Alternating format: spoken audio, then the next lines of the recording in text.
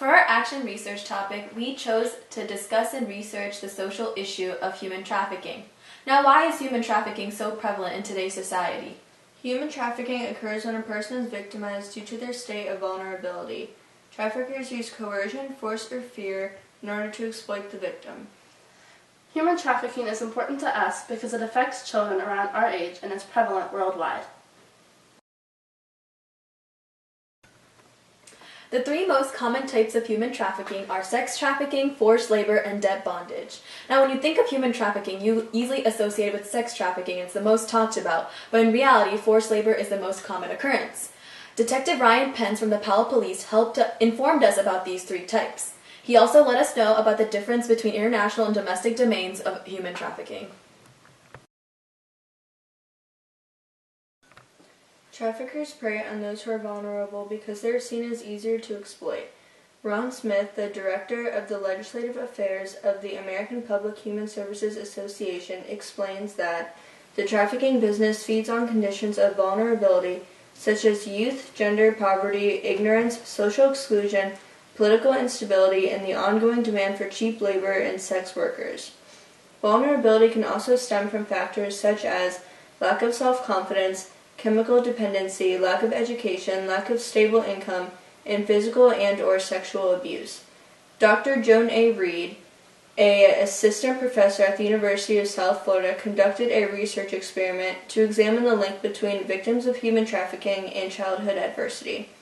She wanted to use this information for policymakers and therapists so that they could educate these victims of these childhood adversities and prevent the children from entering human trafficking. She concluded that sexual abuse was the strongest predictor of human trafficking. The odds of trafficking was 2.5 times greater for girls who experienced sexual abuse, and there was an 8.21 times greater risk for boys who had histories of sexual abuse. Dr. Reed determined that sexual abuse is the most damaging childhood experience that can happen to children, which will cause their vulnerability to be heightened and may increase their susceptibility to becoming victims of human trafficking. Many articles have been written about failed laws that have been put in place to prevent human trafficking, especially in Ohio.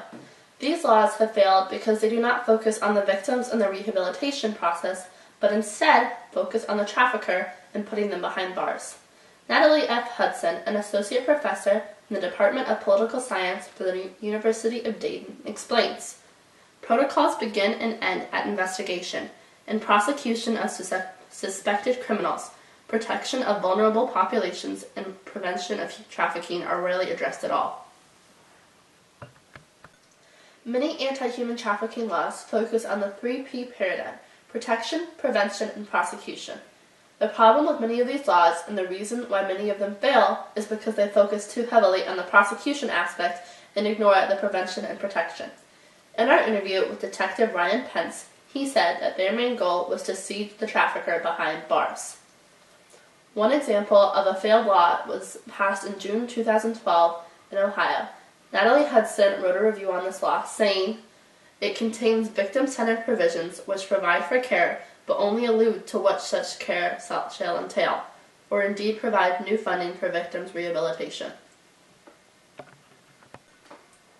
This bill states that victims can claim subsidized care, but it does not say who the care will be provided by or what the care will entail. Charles C. Krulak, a former Marine Corps who served for 4 years, and Dan Lundgren, a former California representative, discussed the issue of human trafficking, saying, "Modern slavery ensnares an estimated 20.9 million people today, about double the number enslaved during the transatlantic slave trade, which many of us thought had ended about 150 years ago." Even though human trafficking is such a pressing issue, it is mainly addressed by nonprofit organizations. We found this out through our research and in our interviews conducted with Grace Haven and the Salvation Army. During our interview with Ryan Pence, he told us he only works part-time to combat human trafficking. One question we asked during each interview was what we can do as citizens to prevent human trafficking. We can look out for red flags. Red flags may include branding. Victims may be branded by their trafficker with numbers, with the use of numbers, symbols, etc. Another thing to look out for is the sudden onset of excessive drug or alcohol use. And another possible red flag is victims may go missing from their homes without prior warning.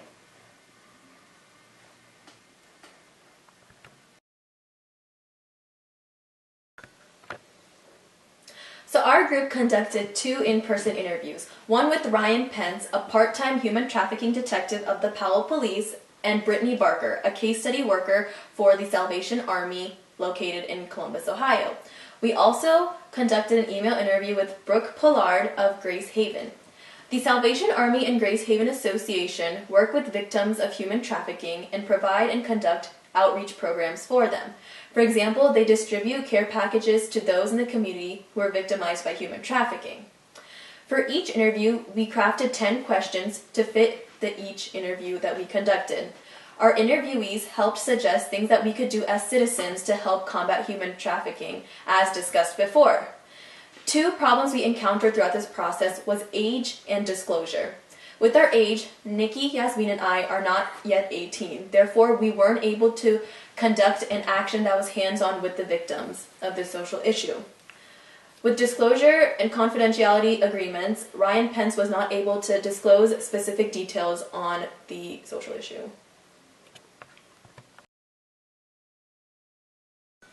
Another reason why human trafficking still exists in today's society is because of new advancements in technology. Because human trafficking is an illegal activity, traffickers have discovered other ways to continue this business without detection. Social media and the internet are able to display much more mature content, which allows traffickers to advertise their services.